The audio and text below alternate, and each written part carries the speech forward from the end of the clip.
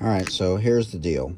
So here is, you typically want to do it against a 3-2. You can do it against a 2-3, but that's the defense, okay? Then you have 2 screeners and 2 at the top because you're offsetting their 1 to your 2. Now, the baseline runner, that's Jordan. The baseline runner can go halfway and go back. Now, both of these players are screening outside of the paint so they don't get a 3-second call. So theoretically, what happens is they're going full speed. The second the runner is even with the post player flashes middle. So it has to be done at that moment, because then what you're trying to do is you're trying to force this defender to come with them in the 3-2. Then if they go back, who's going to guard the corner? Because this is too far to go. Okay? All right. So now if they go all the way through to the other side, okay? So we have, now if they play a 2-3, you can still do it, okay? But there's a different offense for a 2-3, typically, that I would run, okay? So we have 1, 2, 3, 4, and 5. Okay, we got a screen right here. We got a screen outside the paint here. Okay, now, so they're flashing the moment that they're even with each other as they're running. Then, same thing here. So they go into the gap, and then they come back. Okay, so that all happens while the runner's about right here now.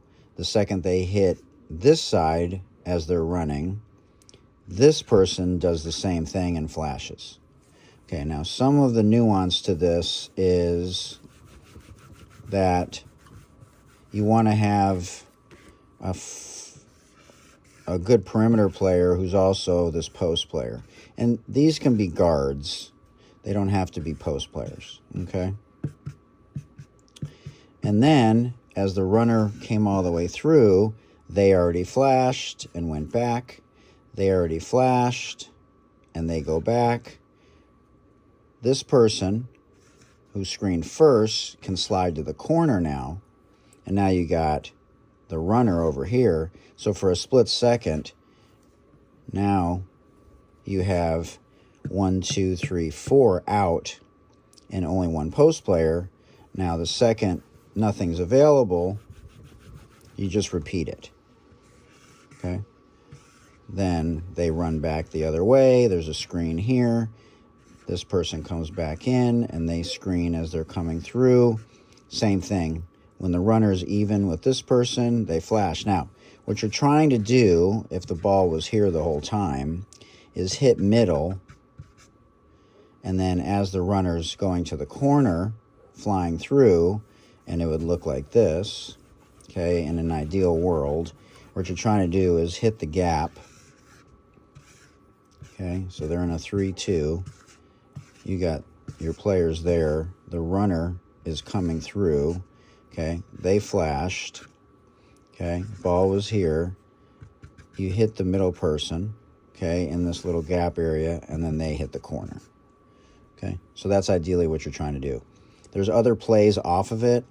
As soon as this person hits the corner, they can flare back to the corner there, and then again, you got the 4 out for a split second. All right, hope that helps. Good luck. I'm glad you're coaching. You're going to be a great coach if you keep doing it, and they're lucky to have you. And then the other offense that I typically run against a 2-3, there goes the flashlight.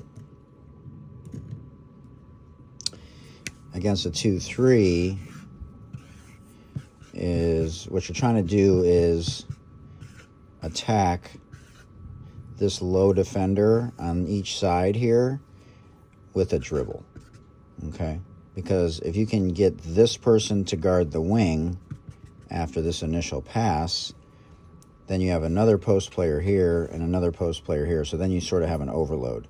So you got a wing, a ball side guard, short corner, and a mid post. Okay, and then they only have 1, 2, 3 to guard those 4.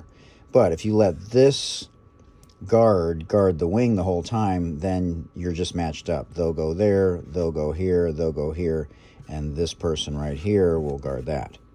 And then the weak side defender right here will be able to guard that. So if you're going to run something against a 2-3 instead, my suggestion that I've had a lot of success with is to run what I call Philly.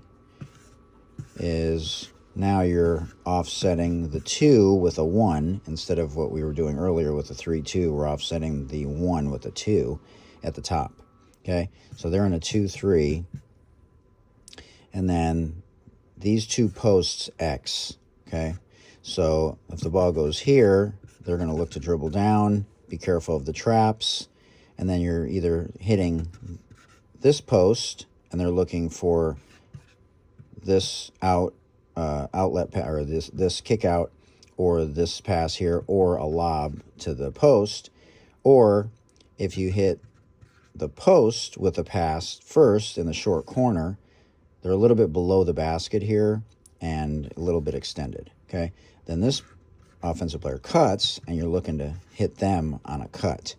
Okay, and then if you go to the other side in that situation, the one that was here, okay, they're just going to X. Okay, so the ball was here. Okay, they tried to dribble down. Nothing was available. They turn around. Okay, they're going to swing the ball back out. Okay, you got the other player here. Now, these 2 are going to switch positions when we go to the other side. They're going to dive hard here as the ball is being swung to the other side. They're going to X to the mid post, so they just basically swapped positions. Now they're going to try and dribble down and try and get this low post player to guard them and create a mismatch. Okay, and that's it. So there's the 2 basic offenses that I run. I have others. I have a lot of screening action at the college level. I do a lot of other things, but those are the 2 basic ones. If you could get them to run those, depending on if it's a 2-3 or a 3-2, then you're offsetting what they're doing by trying to either overload or cause a split decision that they have to make and choose if they're going to guard one player or the other, if they're running it correctly. All right, I'll see you soon. Let me know if you have any other questions.